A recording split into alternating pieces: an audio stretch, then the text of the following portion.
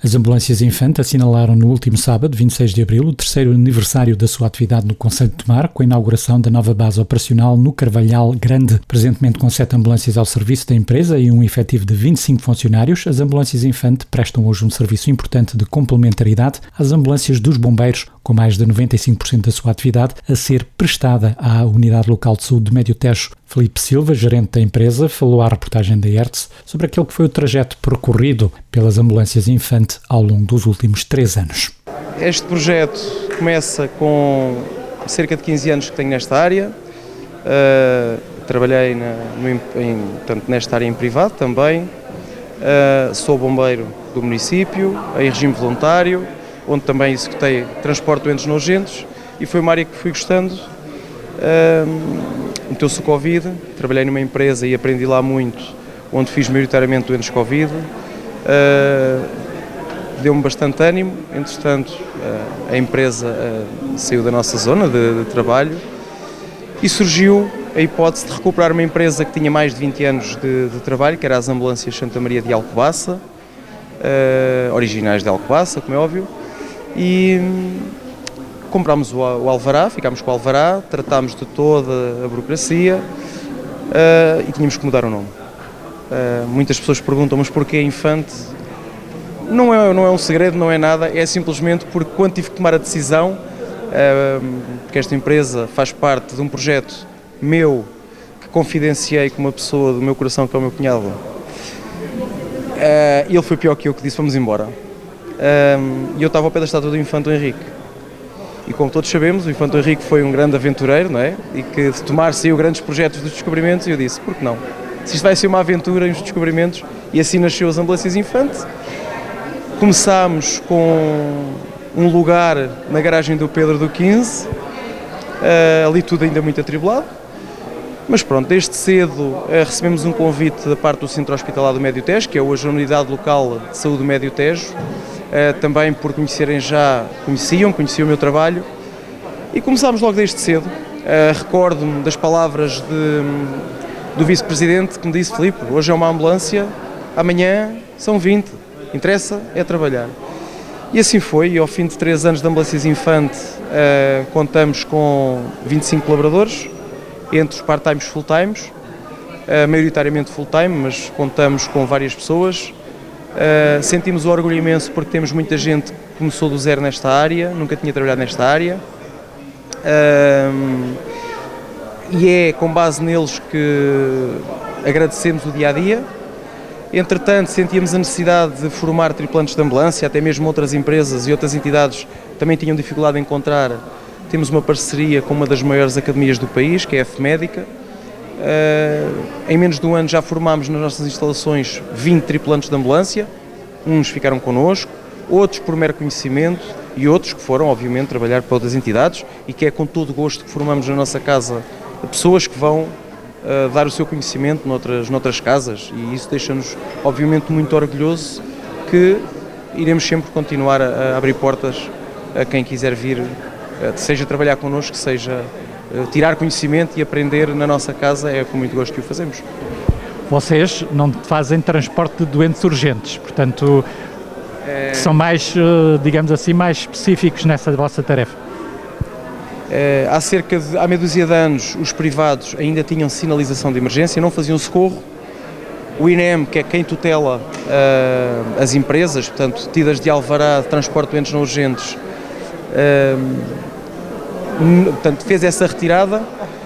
Não fazemos o socorro, fazemos muito transferências interhospitalares, portanto, de doentes, digamos, com alguma urgência, porque são transferidos à urgência básica. O nosso caso, em que 95% do nosso trabalho é no Médio Tejo, em que doentes que são transferidos de Torres Novas, seja na pediatria, seja na urgência básica, são efetuados por nós, para Abrantes ou para qualquer outro ponto do país. Não consideramos socorro, mas consideramos urgente. Queremos acreditar, e deixo aqui o repto, pode ser que alguém esteja a ouvir, somos, se calhar, dos únicos países da União Europeia em que os privados não podem exercer socorro, ou no mínimo ter ambulâncias de socorro. Nomeadamente para quê? Para fazer, por exemplo, transferências interhospitalares com médico e enfermeiro. Portanto, ter sinalização de emergência.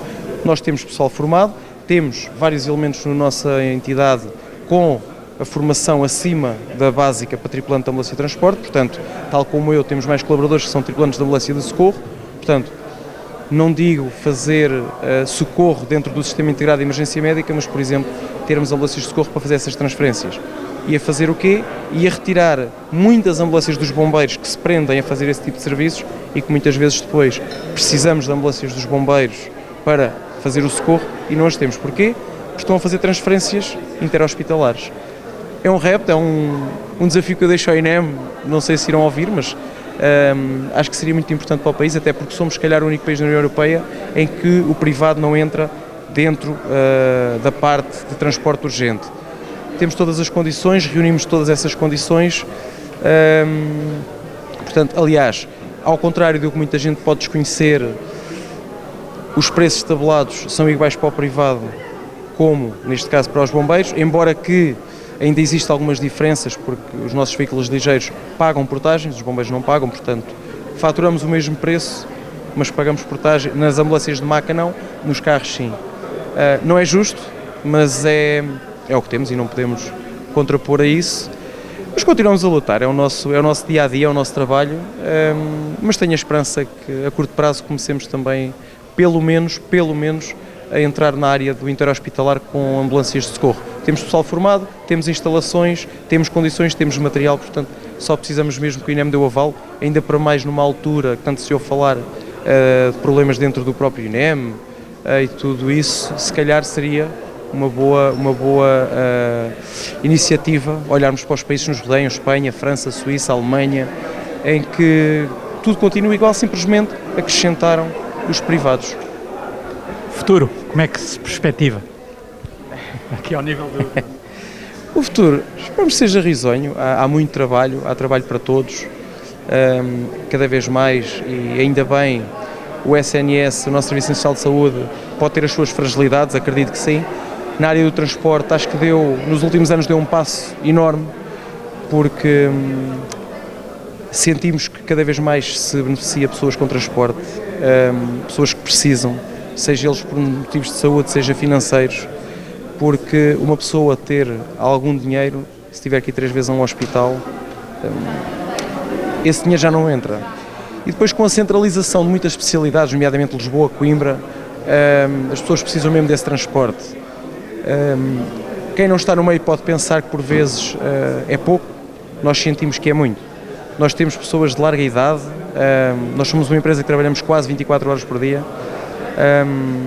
e sentimos muito, nós temos ponto de contactar pessoas mais idosas a marcar a data que o pedido nos chegou e as pessoas nem se lembram que tinham uma consulta. Portanto, acho que nesse sentido o Serviço Nacional de Saúde tem feito um trabalho de excelência em prol dos utentes, em prol dos transportes dos utentes e pronto, o futuro é, se tudo correr bem, é investir em veículos, investir em pessoas, formar tripulantes, meter pessoas no terreno, pessoas acima de tudo que sintam o que estão a fazer, é esse o nosso máximo.